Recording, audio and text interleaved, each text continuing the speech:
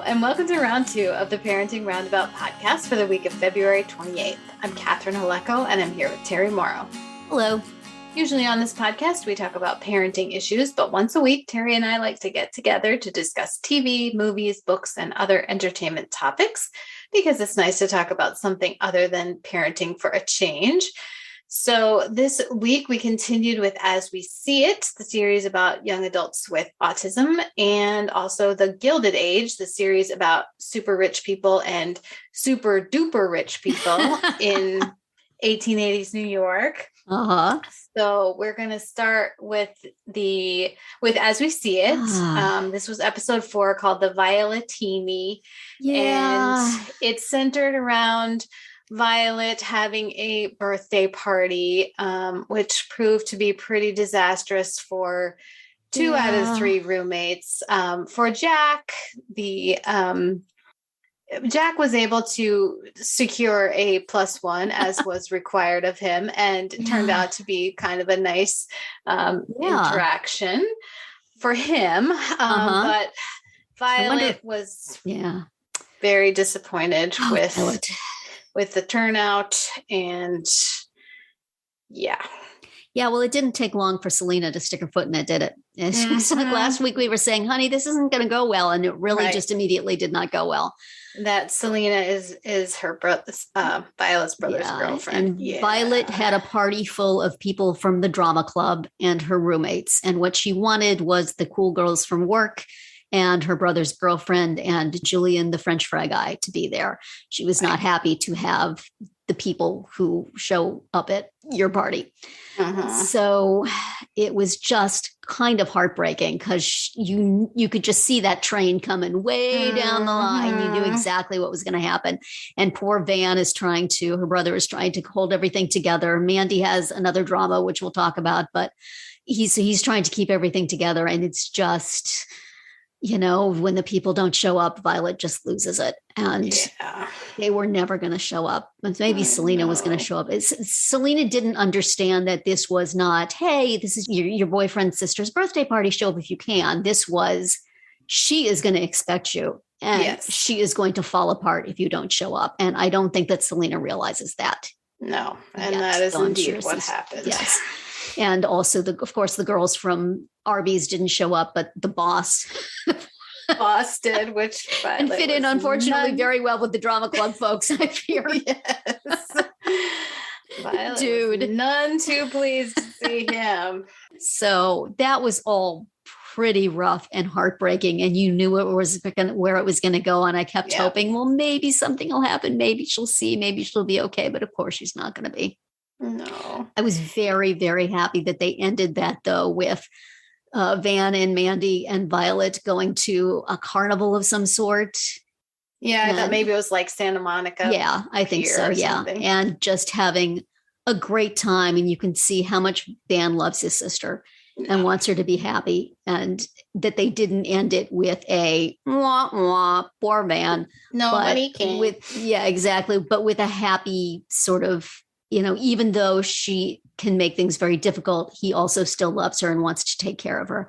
Right. And that was a nice touch, I think, because it could easily have just been doing one more. Nothing I do is right for you. I can't take this anymore. And, so he's a very, very patient man.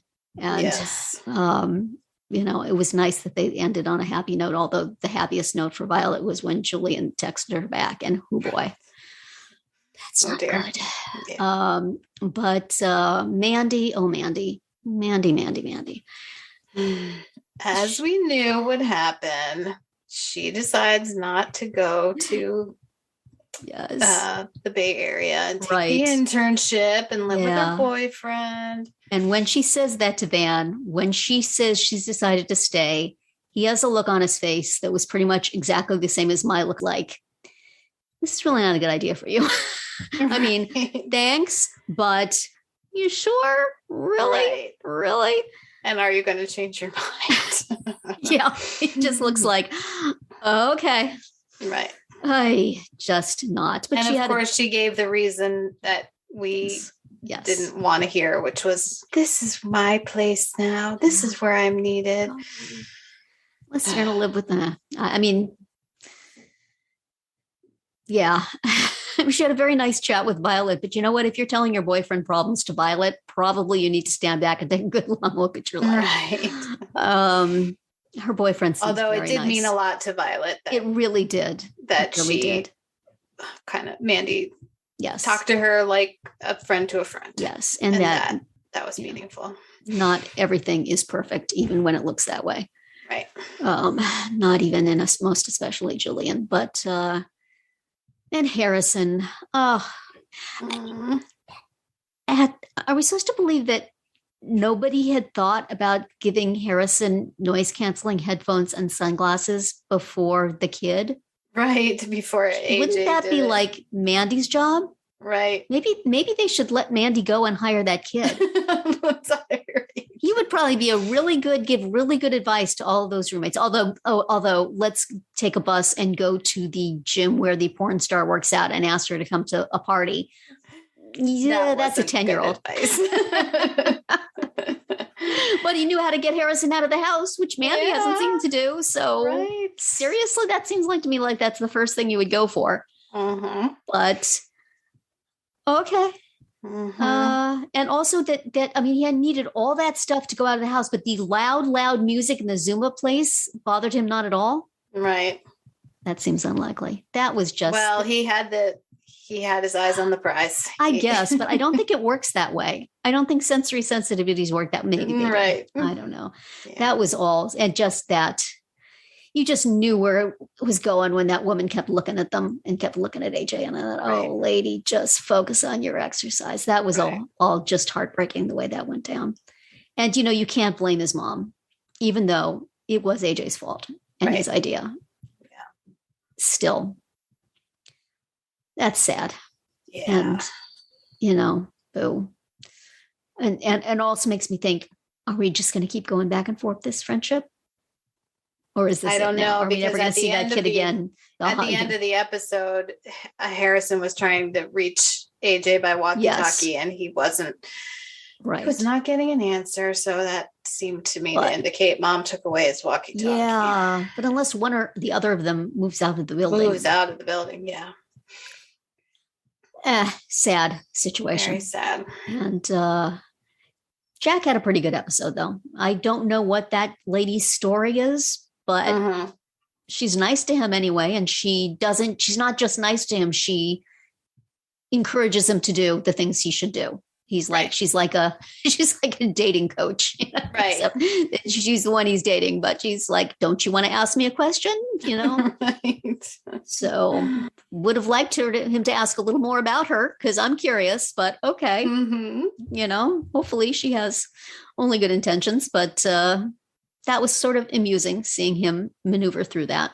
And also see him so terribly, terribly not do a good job asking people at work. Right. When he was trying to get his +1, he first tries his coding partner and he was willing to, but but once he found out the party was in 3 hours, then oh well, that's and really, dude, you made the right really choice. How that works.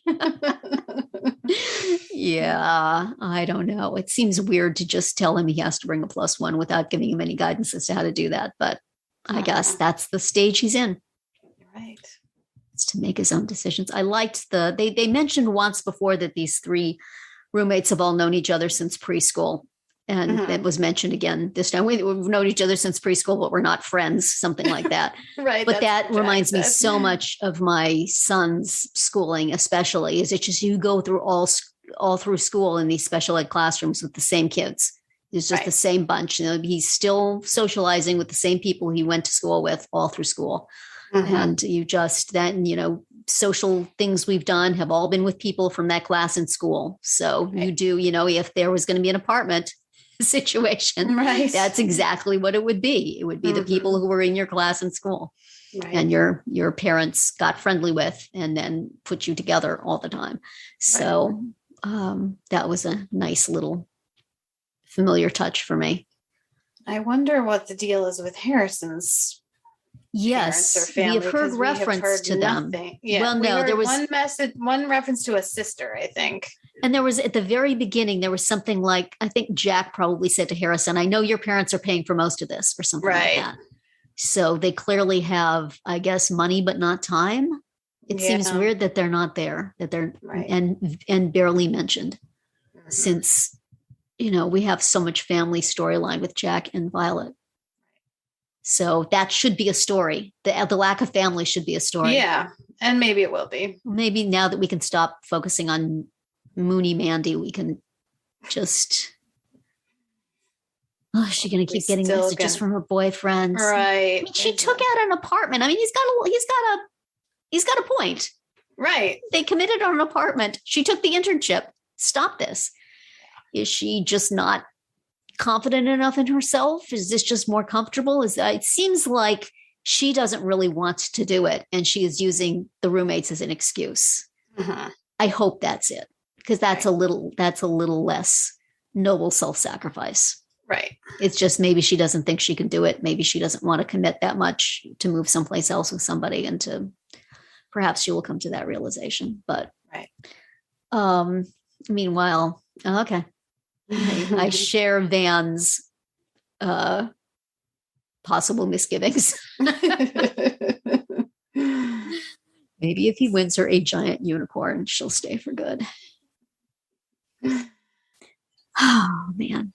So that was, some good points, but some really sad ones also. Yeah. So definitely, which is, I guess, kind of what we're learning to expect from this show, I would say. That party also looked like parties I've been to. Yeah. Among. I know. Sweet Douglas from the drama club was there. He knows how to get a party hopping. You got to give him that. I know. Violet did not appreciate his attempts to play music. Oh, my.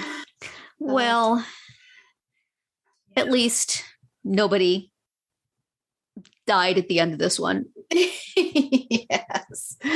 Oh my. So let's move to the Gilded Age. Oh, the Gilded Age. Episode 3. Rough time. It's a rough time. Face the music. So this was, as the Fug girls put it, like Big Short 1880 edition or whatever, because you had to, it was kind of a convoluted thing with like the stock in George Russell's company and the aldermen of the city and passing a law so he could build a railroad station and blah, blah, blah. So the end result, as you mentioned, was that he kind of basically took all their money or he caused them to lose their I don't money. Really understand all of that, because I thought they bought when it was low and then they approved the thing and the stock went up and they sold, and then they were going to wait. They were going to cancel the law and wait for it to go back down and then buy some more. But wouldn't they have gotten their money back and more when they sold it? I guess they were leveraging it. So maybe they don't get that money or something. But in any way, entire fortunes lost because George Russell is a mean, mean man.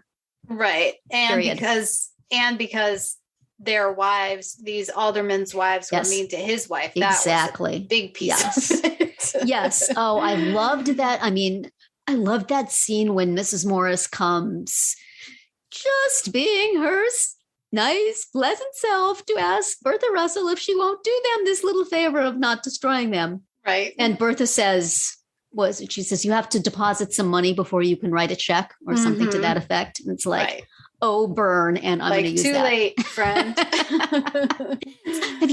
trying to think what it is that you did for me that now you need a favor, deserve a favor back. What could it be? So they squashed the Morrises like a bug. And in the end, Mr. Morris, we hear a shotgun from the room in which he is in. And so. Which, I get that he was desperate and just feeling, I knew that he was going to do that, but just by the way, he was like, I love you so much, to his wife, and then goodbye.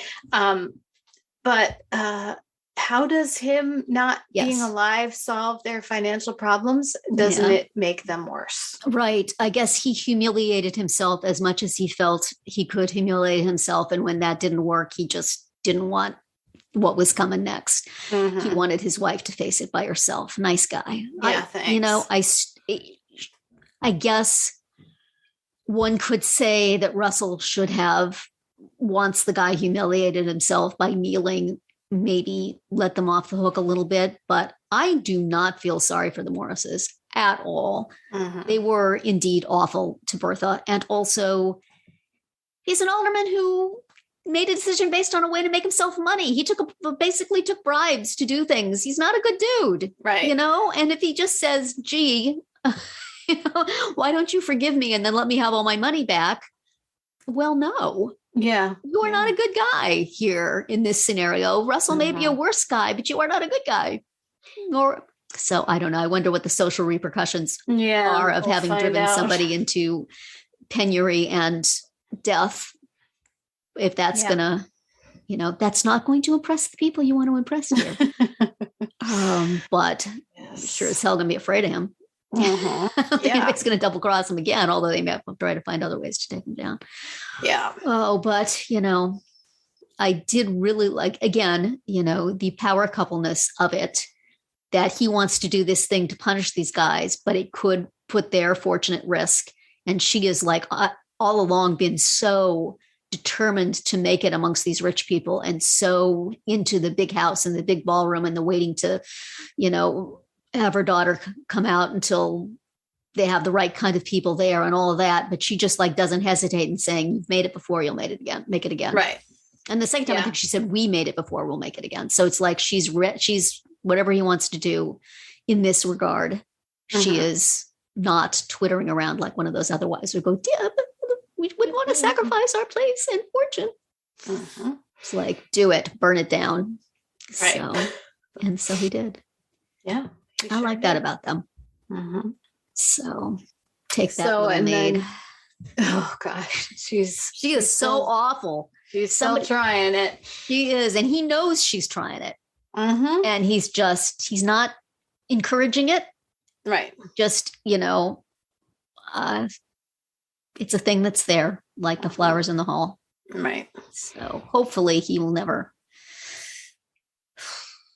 Anyway, I like them. I like George and Bertha. Don't mess it up, George. Because I really probably wouldn't want to cross her. So yeah, no. I think Bertha's got some game as well there, man. Oh, for sure. Not as much power as you, perhaps, but I would watch out. But a lot more than the maid has. Yes. I think the maid she can definitely take the maid. Yeah. So 100%. Yeah. And then let's see. Now we had Marian received a proposal from the Pennsylvania lawyer, and she was so taken aback that she basically didn't say yes, no, maybe, or I'll tell you later. She just sort of gaped at him, and then he left. Well, he took no answer as an answer because it was better than no. So I think he just got himself out of there before she got over the shock. Let me just walk away. So yeah, I mean, I don't know where this is going because they're making it seem like she kind of likes him, but she also knows that her aunts don't want her to marry him. But then why not? Because it's not like he's in the poorhouse either. I mean, he's a shyster, Catherine. Just because he has to work for a living and it's not old money is the big problem. Yeah. Well, but I would think, Agnes could just be like, okay, well, go marry him. And then you're not in my house eating my food. Right. Right. And going to my dressmaker and all that stuff. Yeah. But I suppose she reflects on her. It's right. It's the status for sure. Yes. Well, she is quite good at squashing would-be suitors like a bug. So yes, we saw that. Yeah. Hey, Bill Irwin, I guess we're not going to be seeing you again, but interesting whiskers there, man. I hope somebody glued those on you and you didn't have to grow them yourself. But yeah, that was extremely sad.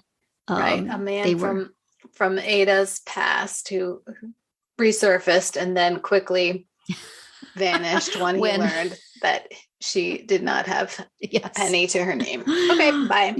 Mrs. Van Ryn, true to her saying, I always know things, I always get it right, was indeed right. Because the moment she said, I know you want her for money, she doesn't have any money. If she leaves this house, she's, on her own. And he just scuttled out of there like the rat he is. He could not get out of there fast enough. Holy cow. That is so sad. He did not even stay for a little cup of just tea. Pretend for a little while, buddy. Exactly. Can you? Oh, so sad. And then poor Peggy finally gets to talk to a publisher about publishing her stories. And of course, they're perfectly willing to, as long as she signs away all rights to them and then never says that she wrote them and pretends that she is a white person. Yeah. And not going to work. Nope.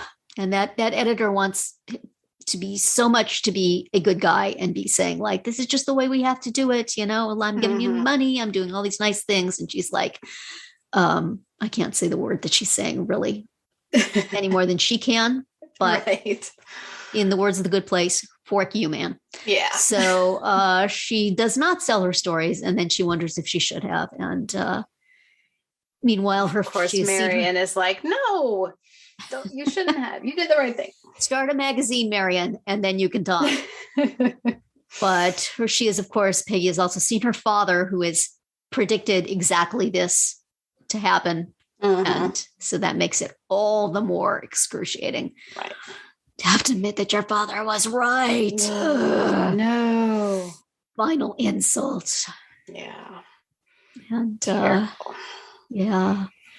And some little downstairs action between the what is that young man? Oh, I think he's some kind of footman. Yes. Well, he has something to do with serving dinner because the guy's going to have to serve dinner alone if he goes out to the Magic Lantern show. Yeah, I think that's still considered a footman. Some young fella in service and the cute little young maid. Irish maid. Yes. Irish maid that he has his eye on and takes her to the movies and wants very badly to take her for ice cream after, but she's all, nope. Got to get back before the curfew. Rather the same way that Marian will probably deal with her lawyer beau. Yes. Sorry, gotta go. But won't you marry me? Gotta go. I have to feed the dog. That's right. Yeah. Oh dear. That was fine. I worry about any possible story that could involve the two of them not being pleasant. The two downstairs folks, and I hope that will not be. I hope they will just lightly joust whilst in the kitchen and not have any unfortunate events. But I, like her, was very worried about her getting home in time. So we assume that they did. Yes, I think so. And I also think that the butler, it seems like a pretty reasonable dude. He does. Yes. So I think it'll be okay. I hope so. Because she seems very nice, very cute, very sweet. And he seems fine. Yes, he also does. But you know what? Sometimes she's just not that into you, man. Or maybe she is and she's just not wanting to deal with it right now. But we'll see. I suppose we'll see. Yeah. Because there's so few plots going at any one time on this show that I'm sure we can get back to the help. Oh, dear. Golly. We'll see what happens. Busy. And plus, on top of it all, Clara Barton. Yes. Hey, Clara Barton. In the continuing effort to be like, hey, there are real people living at this time. Yes. Here's one of them. And she's going to mention some presidents and Yes. You could just put a crawl on the bottom of the screen. That would be just fun. We don't really need all this stuff. Exactly. Hi. Well, we'll carry on. Yes. With these two. Next week, as we see it, is episode 5, and it's called Ever Had an Edible? Yikes. So that could be entertaining or terrifying. This involves Julian, but maybe not. Well, yeah, we'll find out. And on Gilded Age, we are up to episode 4, and it's called A Long Ladder. Okay. Somebody's introducing a window washer as a new character. Maybe. Very top windows there at Russell Industries need a good polish. Mm-hmm. Yeah, I'm sure that's it. We'll see, but that's going to be it for our round 2 today. Please subscribe to our Parenting Roundabout podcast so you won't miss any of our episodes. We have something new for you every weekday. As always, you can find recaps, links, and an opportunity to comment on our website at parentingroundabout.com. Bye, Terry. Bye, Catherine. Bye, everyone.